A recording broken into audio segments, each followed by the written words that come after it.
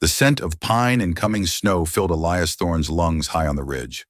A fresh rock slide, a chaos of granite and splintered firs, had erased the trail to his northern trap line. He stood alone in the vast, silent cathedral of the San Juan Mountains, a place that tolerated men but never truly welcomed them. He had to find another way through the pass, a path that likely did not exist or abandon the traps until the spring thaw. Losing those prime winter pelts meant a leaner table and fewer supplies from Redemption Creek come March. He decided to follow a narrow game trail, one he had only ever noted on his oldest maps. It was a difficult path, forcing him to lead his mule, Patience, with careful hands on her bridle. The air grew colder as the sun dipped behind the western peaks, painting the sky in shades of orange and deep purple. The trail wound down into a forgotten valley, one shadowed by a sheer rock face that had long ago given up its silver. This was old country, scarred by prospectors who had come and gone a generation before. He felt a stillness here that was different from the usual mountain quiet. It was a watchful silence, a place holding its breath. Then he saw it, not with his eyes at first, but with a shift in the air. A faint, unnatural smell of churned earth and splintered wood. He guided Patience into a thicket of aspen and moved forward alone, his rifle held loosely in his arms. The source was a wagon, or what was left of it. It lay on its side in a shallow ravine, one wheel shattered completely. It was not an old wreck. The canvas was torn but not rotted, the wood freshly broken. He saw a small worn boot lying half buried in the dirt nearby. Elias circled the wreck with caution. There were no bodies, no sign of a struggle, just a profound sense of hurried departure. A large crate had tumbled from the wagon bed, its side stove in. The splintered wood of one crate bore a familiar stencil, a crescent moon over a single star. He had seen that mark before, years ago, in the town records office. The land deed for the worthless Starlight claim, filed and forgotten in the county office, carried the very same mark. This was not an old tragedy left for the mountains to reclaim.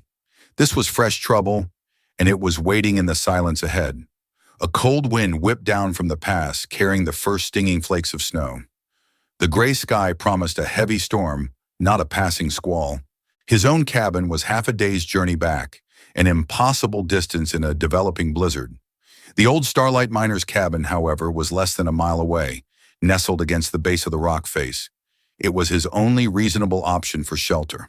He returned for Patience and led her carefully toward the derelict structure, the falling snow quickly covering his tracks. The cabin was little more than a single room of rough-hewn logs chinked with mud that had long since crumbled. The door hung on a single leather hinge, groaning in protest as he pushed it open. Inside it was cold and smelled of dust and damp stone, but it was a refuge from the wind. He found a stack of dry firewood left by some long-gone optimist, a small blessing he did not question. As he worked to build a fire in the stone hearth, his eyes adjusted to the gloom. He saw more signs of recent life. A tin plate with dried beans sat on the crude table. A wool blanket was crumpled in a corner, as if dropped in a great hurry. Someone had been here just hours before him. They had left in a panic, leaving behind things essential for survival. The fire caught, its small light pushing back the shadows and offering a fragile warmth. The wind began to howl outside, a low moan that grew into a scream. Elias settled Patience in a small lean-to attached to the cabin, giving her a share of his oats. When he returned inside, he felt it again, that sense of being watched. He stood perfectly still, listening past the roar of the storm. It was not the wind. It was a small sound, a tiny scrape from beneath the floorboards near the hearth. He knelt down, his hand resting on the handle of his knife. He saw a small iron ring set into one of the planks, a root cellar. He pulled the plank free, revealing a dark, cramped space below. A pair of wide, terrified eyes stared back at him from the darkness. A child. A little girl, no older than 7, was huddled in the far corner, clutching a small, leather-bound book to her chest. Anyone who has ever been truly alone knows the sound of another person changes everything. He slowly sheathed his knife, keeping his movements small and deliberate. The girl did not make a sound, but her small frame trembled. He knew that fear was a wild animal, and you could not tame it with force. You had to gentle it with patience. He backed away from the opening, returning to the fire and pretending to busy himself with his saddlebags. He took out a piece of dried venison and a hard biscuit, placing them on the hearthstone just near the edge of the cellar opening. He did not speak. Words were a currency she might not accept yet. The storm raged, sealing them inside the tiny cabin, two strangers bound by a shared need for shelter. After what felt like an hour, a small, dirty hand crept out of the darkness and snatched the food. He heard the faint sound of chewing. It was a start. The book she clutched had a name embossed on the worn leather cover, faded but still visible in the firelight. The Trading Post ledger from last winter shows 3 names from that same family line, all of them new to the territory. He had found a name, a clue to this silent mystery. Her story was in that book, and he would have to earn the right to hear it. The blizzard trapped them for 3 full days. The world outside the single grimy window was a churning vortex of white. Elias established a simple rhythm. He tended the fire, melted snow for water, and shared his meager rations. The little girl, whom he thought of only as the child from the cellar, remained in her hiding place. She would only take the food he left when she thought he was not looking. She never spoke a word. On the second day, driven by the need for more firewood, he searched a dilapidated wood box near the back wall. Stuffed deep inside, beneath a pile of bark and kindling, was a man's heavy wool coat. It was far too large for him. It smelled of damp wool and pine smoke. He felt something in the pocket. It was a letter folded and tucked into an unsealed envelope. The paper was damp, but the ink, written in a neat, careful hand, was still legible. He brought it closer to the firelight. It began, "My dearest sister," and was signed, "Your loving brother, Edward Vance," the name from the journal. The letter spoke of a great discovery, a final share of ore that he had hidden from his partners. He wrote that these men, whom he did not name, had grown greedy and dangerous. His greatest fear was for the safety of his daughter, Lily. He mentioned a map drawn on the back of a company receipt, which he had sewn into the lining of this very coat. Elias's fingers found the loose stitching inside the coat's lapel. He carefully pulled the threads and extracted a small folded piece of paper. It was a crude map of this small valley, marking the Starlight Claim and another point deeper in the mountains, labeled simply the Cache. This was not just a story of a mining dispute. It was the reason for the wrecked wagon, the abandoned supplies, and the terrified girl in his cellar. He had stumbled into the middle of a treasure hunt where the prize was survival. He knew he could not keep this knowledge to himself. He sat by the fire, the letter in his hand. He began to speak, his voice low and calm, reading the words aloud. He did not read the parts about the greedy partners or the map. He only read the parts where Edward Vance wrote of his love for his daughter, Lily. When he spoke her name, the child in the cellar flinched. A small, choked sob escaped her lips. It was the first sound he had heard her make besides that initial whimper. It was a sound of profound grief, a crack in the wall of silence she had built around herself. He folded the letter and placed it on the hearth, next to a fresh piece of bread. He did not push. He simply waited, letting the words settle in the small, warm space between them. The storm was a physical barrier, but the silence between them was a mountain all its own. He had just found the first handhold to begin the climb. The blizzard finally broke on the morning of the 4th day. Sunlight, brilliant and blinding against the new snow, streamed through the cabin window. The world was transformed, buried under a thick blanket of white, every sharp edge softened. The silence outside was as deep as the silence within. Lily had not emerged from the cellar, but he could feel her watching him. He spent the morning clearing a path to the lean-to, checking on Patience, who was restless but unharmed. The sheer amount of snow meant travel was impossible for at least a few more days. They were still prisoners of the mountain, but now the prison was beautiful and bright. He returned to the cabin and began preparing a proper meal from his supplies, a thin stew of salted pork and dried beans. The smell filled the small room, a scent of ordinary life in an extraordinary situation. He placed a bowl of the stew near the cellar opening, same as before. He sat at the table and ate his own meal slowly. This time, however, something was different. After a few minutes, he saw her emerge from the cellar. She moved like a fawn, ready to bolt at the slightest sound. She was small for her age, with tangled brown hair and her father's serious eyes. She was still clutching the journal. She crept to the hearth, picked up the bowl, and retreated to the darkest corner of the cabin, away from the door and the window. She ate quickly, her eyes darting around the room, assessing every shadow. When she finished, she placed the empty bowl back on the floor. Then she did something that surprised him. She walked to the hearth and pointed a small finger at the letter he had left there. Her gaze lifted to meet his for the first time. It was a clear, unspoken question. He nodded slowly, picking up the letter. He began to read it again, his voice even and steady. He read the parts about her father's journey, his hopes for their future in a new town, his description of her as his brave little star. He watched as the tension in her small shoulders eased just a little. She was not just hearing words. She was finding pieces of her father in the voice of a stranger. This was their new routine. He would read from the letter, and she would listen from her corner, a silent sentinel guarding her own grief. On the sixth day, while he was mending a strap on his saddle, she approached him. She did not speak. Instead, she held out the leather journal, her father's journal. It was an offering, an act of trust so profound it almost stopped his heart. He wiped his hands carefully on his trousers before taking it from her. The journal was filled with the same neat script as the letter. It was not a diary of daily events, but a record of geology, of rock formations, sketches of the valley, and notes on assay results. Most of it was technical, the language of a man talking to his craft. But tucked between the geological observations were personal notes, descriptions of wildflowers Lily had picked, a mention of a song she liked to hum, a father's love written in the margins of his work. A receipt from the assayer's office in Redemption Creek was tucked into the back cover, confirming a rich strike of silver ore.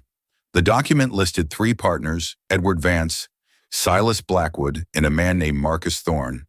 Elias felt a cold knot form in his stomach. Marcus was his cousin, a man he had not seen in 10 years, a man who had left the family homestead under a dark cloud of greed and resentment. He now understood the danger Lily was in. This was not about strangers. This was about family. His cousin Marcus was not a man to be trifled with. He had a temper as sharp as a rusted nail and a hunger for money that overshadowed any sense of decency. Elias remembered the arguments, the accusations of theft that had driven Marcus away from their shared land a decade ago. Now Marcus was a partner in a rich silver strike, and the man who held the map was dead. The man's daughter, the only other person who might know of it, was sitting in this very cabin. The coincidence was too great to ignore. He had to assume Marcus and the other partner, Silas Blackwood, were responsible for the wrecked wagon. They had been looking for the map. They likely assumed Lily had perished in the crash or the storm.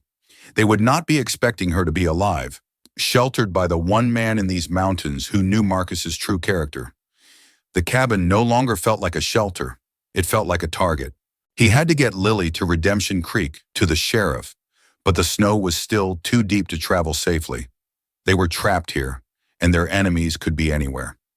That evening, as the light faded, he took out his rifle and began to clean it with methodical care. Lily watched him, her expression unreadable. He had to prepare for a different kind of winter, one where the greatest threat was not the cold, but the heat of human greed.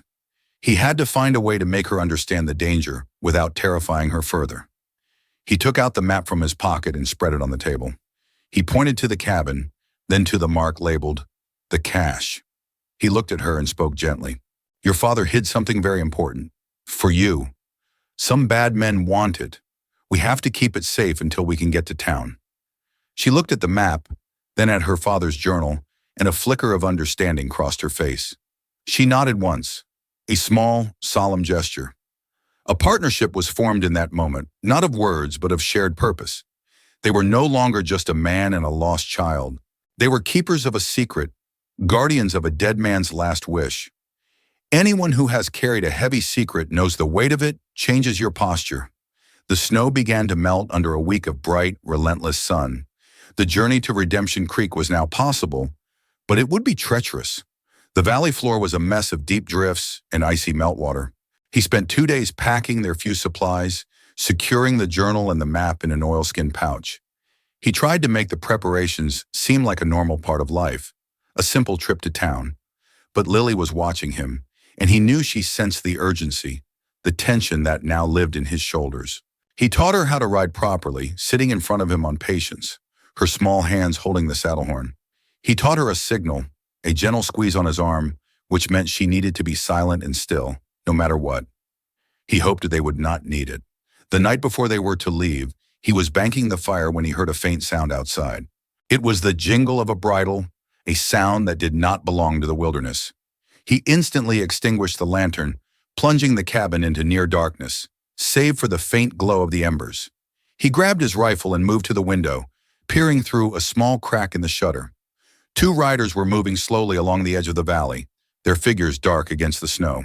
They were too far away to recognize, but they were moving with purpose, scanning the area around the Starlight Claim. They were looking for something, or someone. They were not heading for the cabin, not yet. They seemed to be searching the area around the wagon wreck. He knew it was only a matter of time before they checked the one place that offered shelter in this valley. He had to make a decision: wait for them to come, or try to slip away under the cover of darkness. Waiting meant a confrontation, one he might not win against two armed men. Leaving meant a dangerous night ride through unfamiliar, snow-choked terrain. He looked at Lily, who was huddled by the cold hearth, her eyes wide in the dim light. He could not risk a fight with her in the cabin. He had to run. He knelt beside her and spoke in a whisper. "The men from the letter are here. We have to go now. We have to be very, very quiet." She nodded, her small face pale but resolute. He had seen that look in cornered animals, a fear so great it burned away everything but the will to survive. He gathered their things, saddled Patience in the lean-to with movements made silent by years of hunting, and led the mule out the back of the cabin. They would take the high trail, the one the riders would not expect. It was longer, harder, but it was their only chance. As they slipped into the deep shadows of the pines, he risked one last look back. The riders had found the cabin. He could see the small flicker of a lantern as they pushed open the door. They had missed their quarry by mere minutes. The hunt was on. Their journey through the night was a slow, agonizing crawl. The moon was a sliver of light, offering little help. Elias relied on his memory of the land and Patience's sure-footedness. The cold was a physical thing, a heavy weight that pressed in on them. He wrapped Lily in his own heavy coat, shielding her small body with his. She never complained. She held on to the saddle horn, a silent and stoic partner in their desperate flight. By dawn, they had reached the summit of the ridge overlooking the valley. He paused, letting Patience rest, and scanned the trail below. He saw them. The two riders were moving out from the cabin, cutting for tracks in the snow. One of them was large and broad-shouldered, the other leaner. Even at this distance, he recognized the set of his cousin's shoulders. It was Marcus.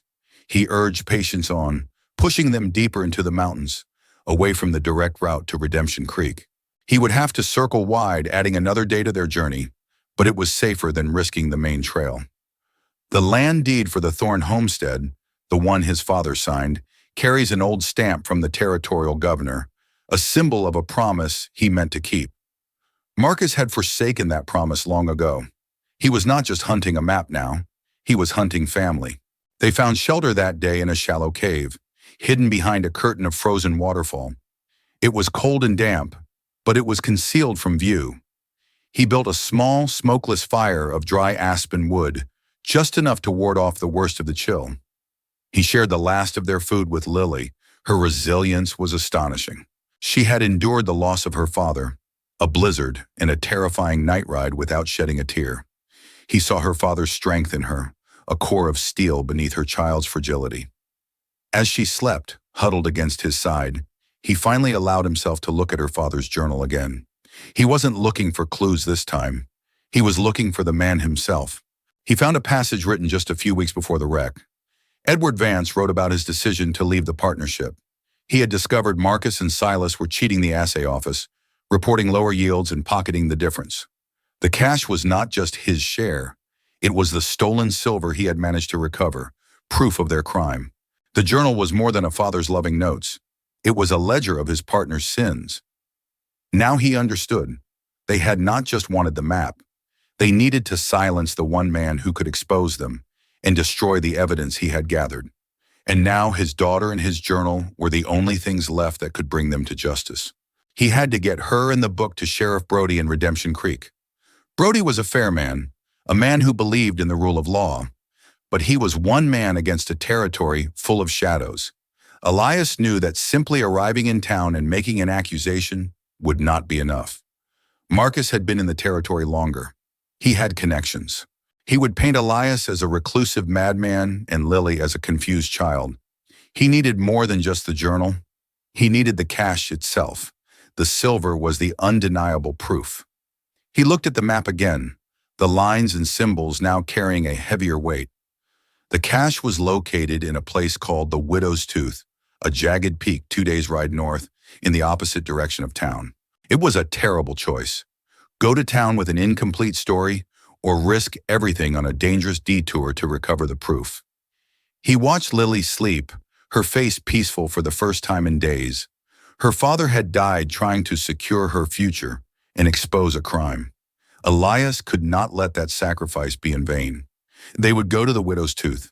It was a gamble, but it was the only one that offered a chance at true justice, not just escape. He would honor the promise Edward Vance had made to his daughter, the promise of a safe future built on a foundation of truth. The journey to the Widow's Tooth was a silent pilgrimage. They traveled through landscapes of stark beauty, valleys carved by ancient glaciers and forests of towering spruce. Elias taught Lily how to read the signs of the trail, the bent twig that showed a deer had passed, the call of a jay that warned of a predator. She was a quick learner, her eyes missing nothing. The silence between them had changed. It was no longer born of fear, but of companionship. They were a team, moving with a single purpose. On the second day, they found a trapper's lean-to, long abandoned. Inside, a small crate of supplies remained, left behind by its previous owner. A can of beans, a handful of dried apples, and a tin of coffee. It was a small miracle, a gift from the mountain. The crate was marked with the emblem of the trading post in Redemption Creek, a reminder of the world they were fighting to rejoin. They spent the night there, a small fire warming their spirits as much as their bodies. For the first time, Lily spoke. Her voice was quiet, a little rough from disuse. She pointed to a cluster of stars visible through the trees. My father called that the Silver River. He said we would follow it to our new home. Elias felt a lump in his throat. He just nodded, unable to speak for a moment. He had been so focused on protecting the child, he had forgotten about the little girl who missed her father. They reached the base of the Widow's Tooth the next afternoon. It was a formidable spire of granite, aptly named for its sharp, jagged peak. The map indicated the cache was not on the peak itself, but in a small cave near the western face. Finding it took hours. The entrance was cleverly hidden behind a screen of ancient, gnarled junipers. It was a tight squeeze to get inside. The cave was small and cold. In the back, tucked beneath a pile of rocks, was a heavy iron strongbox. It was locked. Elias examined the lock, a complex piece of German engineering. He did not have the tools or the skill to pick it. He sat back on his heels, a wave of frustration washing over him. They had come all this way, risked so much, only to be stopped by a piece of metal. Lily, who had followed him into the cave, touched his arm. She held out her father's journal, pointing to a specific page. It was a sketch of the strongbox lock, but next to it were a series of numbers and symbols. It was not a combination. It was a riddle. The riddle spoke of the moon, the star, and the river. Elias looked at the lock again. It did not have a dial, but several rotating rings, each etched with symbols, mountains, trees, animals, and celestial bodies. He lined up the crescent moon from the Starlight Claims mark. He lined up the star from her father's pet name for her. And he lined up the constellation she had pointed out, the Silver River. The lock clicked open. Inside the box were dozens of canvas bags filled with raw silver nuggets, far more than one man's share, and beneath them, a small cloth-wrapped bundle. He unwrapped it carefully. It contained a second ledger book. This one was not filled with geological notes. It was filled with dates, weights, and figures. It was Silas Blackwood's own handwriting, a meticulous record of the stolen silver, the secret sales, the bribes paid to a freight agent in Durango. The freight manifest, tucked inside the ledger, shows a shipment of mining equipment to Blackwood that weighed far more than it should have, a detail that would mean nothing to anyone but a sheriff. Her father had not just gathered proof. He had gathered a confession. He had everything he needed. They would leave for Redemption Creek at first light. Justice was no longer an abstract hope. It was here, in this box, heavy and real in his hands. He and Lily had finished what her father started. The past now had a voice, and it was about to speak very loudly. The ride to Redemption Creek was filled with a new kind of tension. It was not the fear of being hunted, but the anxiety of the coming confrontation. Elias carried the strongbox wrapped in a blanket, tied securely to Patience's saddle. Lily rode behind him now, her arms wrapped around his waist, a constant grounding presence. She was more talkative, asking questions about the town, about the sheriff, about what would happen next. He answered her as honestly as he could, without making promises he could not keep. They saw the smoke from the town's chimneys long before they saw the buildings. Redemption Creek was not much more than a single dusty street lined with wooden storefronts, a saloon, a blacksmith, and a general store. But to them, it represented the end of a long and perilous road. As they rode down the main street, people stopped to stare. A mountain man, ragged from the trail, with a small, serious-looking girl, was an unusual sight. He ignored the stares and headed straight for the sheriff's office. Sheriff Brody was a man in his late 50s, with a weathered face and eyes that had seen too much to be easily surprised. He looked up from his paperwork. Sheriff Brody's office was small, smelling of stale coffee and oiled leather. Elias placed the heavy strongbox on the desk between them, the metal making a dull, final sound against the wood. He set his father's journal beside it, then the second ledger, Blackwood's ledger. He did not speak at first. He let the objects state their case. Lily stood close to his leg, her small hand clutching the fabric of his buckskin trousers, a silent anchor in this strange new place. Brody leaned forward, his chair groaning in protest. He did not look at the box. He looked at Elias, then his gaze dropped to the girl. He had seen Elias Thorne maybe 20 times in 10 years, a quiet man who traded his pelts, bought his salt and flour, and vanished back into the peaks. He had never seen him look like this, like a man carrying the weight of a world that was not his own. Elias began to speak. His voice was low and even, the voice he used when tracking game, careful not to startle the truth. He told of the rock slide in the Forgotten Valley, of the wrecked wagon, and the single small boot in the dirt. He described the cabin in the storm and the terrified eyes staring up from the root cellar. He spoke of the letter, the map, and the long, cold journey to the widow's tooth. As he talked, Brody opened the journals, his thick fingers turning the pages with surprising care. He scanned the neat geological notes of Edward Vance, then the damning columns of figures in Silas Blackwood's hand. He held the freight manifest up to the light from the dusty window, his eyes narrowing at the details. The story Elias told was wild, a tale of greed and murder, fit for a dime novel. But the evidence on his desk was plain and sober. It was ink and paper, and the undeniable heft of stolen silver. When Elias finished, the room fell silent again, the only sound the ticking of a wall clock measuring out the seconds of a changed world. Brody finally closed the ledger. He looked at Elias. Marcus Thorne and Silas Blackwood rode into town 4 days ago. They filed a missing persons report. Said their partner, Edward Vance, took the company funds and the initial ore sample and ran. Said he took his daughter with him. They've been buying drinks at the saloon all week, playing the part of the victims.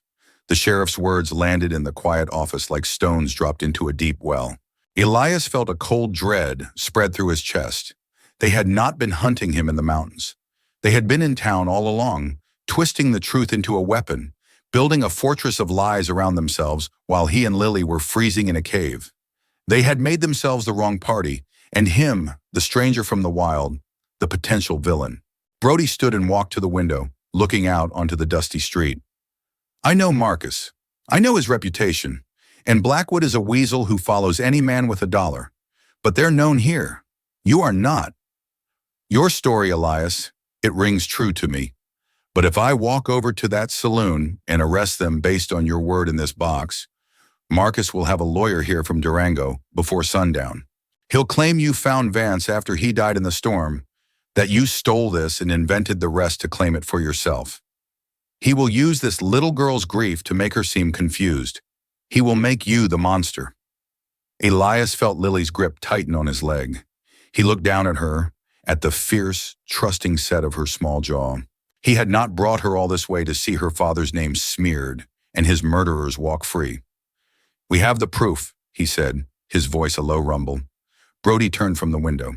"We have evidence, Elias. Proof is what a jury believes, and people believe the story they hear first. We need more than this box. We need them to convict themselves." He told them his plan.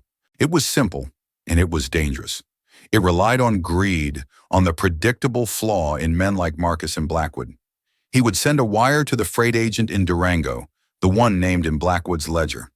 He would then let it be known, quietly, that a federal marshal was coming to investigate irregularities in the freight office, an investigation that had nothing to do with them. He would then approach Blackwood alone, as a friend, and mention the marshal's visit. He would suggest that if there was anything illicit that needed to be moved or hidden, now was the time to do it. The cash at the Widow's Tooth was gone, but Marcus and Silas did not know who had taken it. Their first assumption would be that Vance had moved it before he died, or that some other prospector had stumbled upon it. They would have no reason to connect it to the quiet mountain man who was now supposedly miles away. If they had another stash, another collection of stolen ore they had not yet shipped, the news of a marshal would send them scrambling to secure it. And when they did, Brody and his deputy would be waiting. For this to work, Elias and Lily had to disappear. They could not be seen in town. Brody led them out the back of his office to a small, clean boarding house run by a widow named Martha Gable, a woman whose silence could be trusted. The room was on the second floor, with a window that looked out over the alley. It felt like a trap, the four walls pressing in on him. The air was thick with the unfamiliar smells of lye soap and cooked cabbage. After weeks in the clean, cold air of the mountains, the town was a suffocating assault on his senses. The sounds were worse. The constant rumble of wagon wheels, the clang of the blacksmith's hammer, the distant tinny music from the saloon. It was a language he did not understand, a rhythm that set his teeth on edge. He had brought Lily to safety, only to find himself a prisoner. They spent 2 days in that room. Mrs. Gable brought them their meals on a tray, her expression kind but her questions few. Lily seemed to shrink in the small space. In the cabin, in the cave, she had been a silent partner in their survival. Here she was just a small child in a strange room, the enormity of her loss settling upon her like a physical weight. She would sit by the window for hours watching the comings and goings in the alley below, her father's journal resting unopened in her lap. Elias tried to talk to her, to tell her stories of the mountains as he had on the trail, but his words felt hollow and out of place within the painted walls. He felt his own composure beginning to fray. He paced the room like a caged wolf, his hands clenching and unclenching, his instincts screaming at him to flee, to take the girl and run back to the high country where the rules were simple and the dangers were honest. On the third morning, there was a knock on the door. It was not Mrs. Gable. Elias moved Lily behind him, his hand resting on the hilt of the knife at his belt. He opened the door a crack. It was his cousin. Marcus stood in the hallway, his bulk filling the narrow space. He was not wearing his trail clothes. He was dressed in a tailored coat and a clean shirt, a man of business. He smiled, but the expression did not reach his cold, flat eyes. "Cousin," he said, his voice a low, confidential murmur. "I heard you were in town. Fancy that." Elias did not answer. He kept his body positioned to block Marcus's view of Lily. "What do you want, Marcus?" Marcus's smile widened. "I want what's mine. I know you found him, Elias. I know you found the girl. You should have left her on the mountain. Things get complicated when children are involved." He took a step closer, his voice dropping to a whisper. "That silver was a partnership. Vance tried to cut us out, to take it all. It was business, nothing personal. But you, this is personal. You have something that belongs to me. Give me the girl and whatever else you found, and I'll let you walk back to your miserable life. No one has to know you were ever here. It was the offer of a coward, an attempt to bargain with the man he thought he knew." But Elias was no longer just the quiet man from the mountains. He had carried a child through a blizzard, had kept her safe from men who would have left her to die. A line had been drawn, and Marcus was on the other side of it. "She is not a thing you can bargain for," he said, his voice as cold and hard as Riverstone. "Her father's name was Edward Vance. He was your partner. You will speak of him with respect. For a moment, surprise flickered in Marcus's eyes, quickly replaced by a familiar, simmering rage. He saw that Elias was not afraid of him. He was not the same man Marcus had bullied and dismissed years ago. The family resemblance was there, in the set of his jaw and the color of his eyes, but something fundamental had changed. Always hiding, Elias. Hiding up in your mountains. You think you're better than everyone, but you're just a coward. You can't protect her forever. He turned and walked away without another word, his heavy boots echoing down the hall. Elias closed the door, his heart hammering against his ribs. The threat was no longer an abstract danger.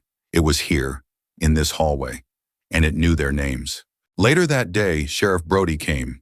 He did not knock. He used a key. His face was grim. "The wire worked," he said quietly. "Blackwood came to me an hour ago, sweating and shaking. Said he and Marcus had some private company assets stored at the old abandoned assay office at the edge of town. Said with all this talk of marshals, they were getting nervous and wanted to move it to the bank's vault for safekeeping. He wanted me to provide an escort, to make it all look official." Brody allowed himself a small, grim smile. "They're moving the evidence for me. You and the girl stay here. Keep the door locked. This will be over by nightfall." The rest of the day passed in an agony of waiting. Elias sat in a chair by the door, his rifle across his lap, listening to every creak of the floorboards, every shout from the street. He was not a man built for waiting. He was a man of action, of movement. To be here, helpless, while others decided their fate, was a special kind of torture. As dusk settled, casting long shadows across the alley, he heard a commotion from the main street, a series of shouts, a single, sharp gunshot, and then an echoing silence. Lily, who had been dozing on the bed, sat up, her eyes wide with fear. Elias went to the window. He could see the end of the street, where a crowd was gathering in front of the sheriff's office. He saw Brody and his deputy leading two men in handcuffs. Silas Blackwood was weeping openly, his face a mask of pathetic ruin. Marcus was silent, his head held high, but Elias could see the rigid set of his shoulders, the fury of a man utterly and completely defeated. As they passed under a lantern, Marcus looked up, his eyes scanning the windows of the town until somehow they found Elias's. Even from this distance, the look he sent was one of pure, undiluted hatred. It was a promise. A promise that jail cells and iron bars were only temporary obstacles. The physical threat was over, but the shadow of his cousin would be a long one. With Marcus and Silas in jail, the town of Redemption Creek seemed to breathe a collective sigh of relief. The story, now free of the lies that had constrained it, spilled out into the open. The quiet mountain man was no longer a figure of suspicion, but a reluctant hero. The little girl was not the daughter of a thief, but a brave orphan. People who had avoided his gaze on the street now nodded in respect. Mrs. Gable stopped leaving the food tray outside their door, and instead insisted they join her for meals in her own kitchen. For Lily, this was a revelation. She watched the widow knead bread, her small face rapt with curiosity. She tentatively petted the old lazy cat that slept by the hearth. Small pieces of a normal childhood, things she had lost or perhaps never known, began to find their way back to her. Elias watched this transformation with a feeling he could not name. It was a mixture of relief and a strange, aching sadness. He was seeing the girl she could become, a girl who belonged in a warm kitchen, not a cold mountain cabin. Sheriff Brody handled the legalities. A telegram was sent to St. Louis to the sister Edward Vance had named in his letter. The strong box of silver, along with the second cash from the assay office, was placed in the bank vault. As Vance's sole heir, it all belonged to Lily. It was a fortune that would guarantee her a life of comfort and education, a life her father had died to give her. The wheels of justice and society were turning now, and Elias felt himself becoming increasingly irrelevant to their motion. He had been the bridge, the means of getting her from one world to the next. Soon the bridge would no longer be needed. He began to think of his cabin, of the sharp scent of pine and the deep, comforting silence. The thought, which had once been his only solace, now felt like a failure. The silence he had cultivated for years now seemed empty, a void where the sound of a little girl's breathing had been. A week passed, then two. The reply from St. Louis was slow in coming.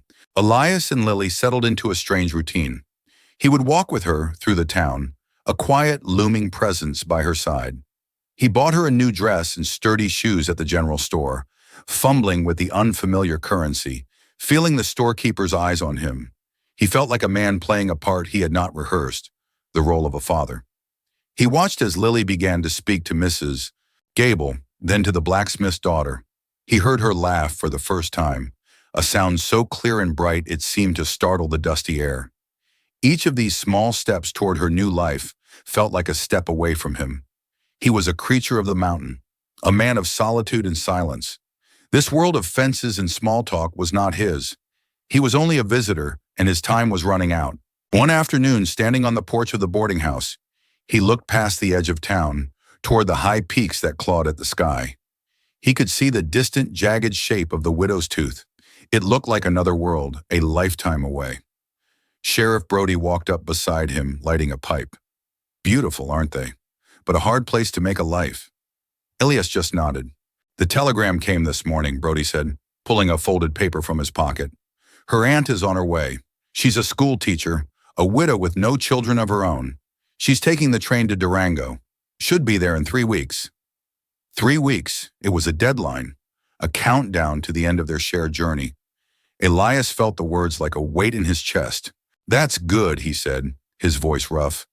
She needs family. Brody nodded, puffing on his pipe. She does. But you know, Elias, for the last month, you're the only family she's had.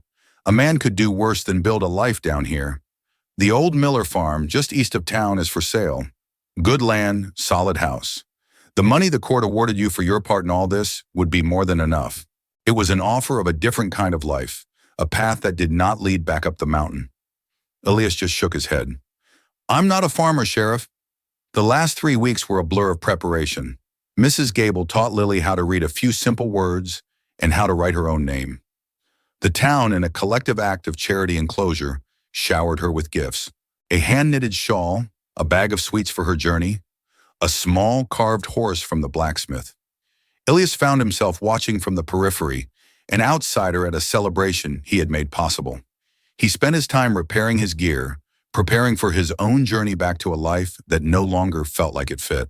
He was polishing the stock of his rifle on the boarding house porch when Lily came and sat beside him. She was quiet for a long time, watching his hands work. Are the mountains lonely? She asked, her voice barely a whisper. He stopped his work. He had never thought of them that way. They were quiet, yes, they were empty of people, but they had not been lonely, not until now. Sometimes, he said. She leaned her head against his arm, a small, warm weight. I'll miss you, she said. He did not trust himself to speak.